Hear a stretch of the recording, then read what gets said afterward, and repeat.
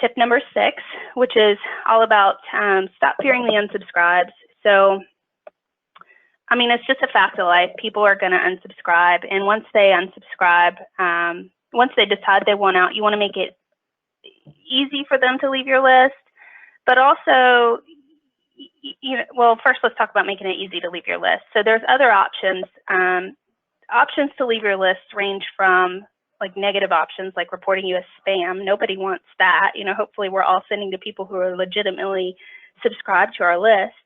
And then there's, more neutral options, like they choose to ignore your emails, they delete them without reading them, things like that. So really we want to protect your sender reputation, things like that. So giving folks the ability to easily click the unsubscribe link is better than other options, because you won't, rack up penalty points with ISPs, things like that. And by clicking the unsubscribe link, it's an action that you can actually measure. You can monitor it. You can use it to improve your email program, by kind of understanding who's unsubscribing and when and things like that. So really, if someone wants out, let them out is the point. And then, research has shown that subscribers prefer to unsubscribe rather than hit report spam or ignore your emails.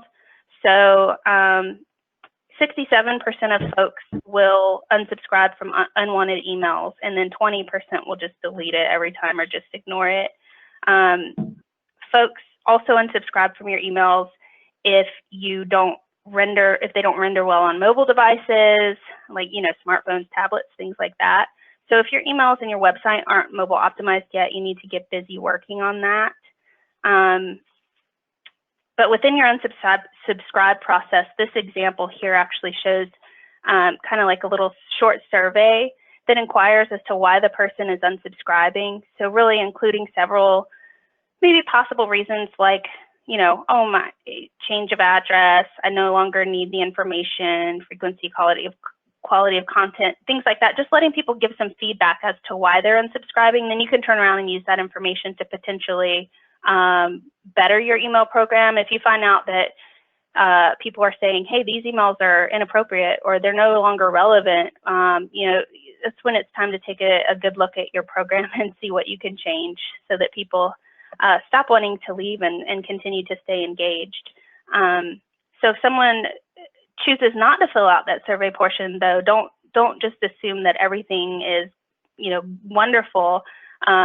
Be sure that you're taking a look at, email unsubscribe rates just in general, watch for trends, things like that. If you see all of a sudden a bunch of people are unsubscribing, you might want to take a look and just see what was different about that email or the time that you sent it or anything like that that made people want to leave. Okay. And then on the next slide, for opt-out alternatives, really part of the whole unsubscribe process, and I work with a lot of my clients, when they want to optimize their unsubscribe page, that actually kind of ends up morphing into like an unsubscribe / manage preferences project, right? Where we don't just focus on the unsubscribe page, but we really talk about a preferences center and, providing options for folks to opt down or change their frequency, change email addresses, change which lists they're subscribed to, or any other preferences like I mentioned earlier that might be relevant to your company that you could turn around and start to target folks on. So kind of along with unsubscribes is really being sure to promote your preference center actively within emails that you're currently sending, so that you're really asking customers throughout your relationship with them, hey, tell us more about yourself, tell us how you'd like to hear from us, things like that, and giving them options to change, frequencies and stuff. Sometimes the contact can't be saved by providing these alternative options. And, that happens. It's okay. They can always come back. But in the case that someone does unsubscribe completely, even though you might have put all of the best options forward, like trying to get them to reduce frequency and things like that, and they still decide to leave, once they, hit submit to unsubscribe, you should really consider displaying a confirmation page to the subscriber that would then let them know, hey, not only was your submission successful and we hate to see you go, but you can come back anytime. And also, maybe connect with us on these other spaces. Here's where we are on social. Oh, and by the way, we have mobile apps, or, would you like to receive direct mail instead? Just giving folks options and letting them know that, they can come back at any time. They can always resubscribe.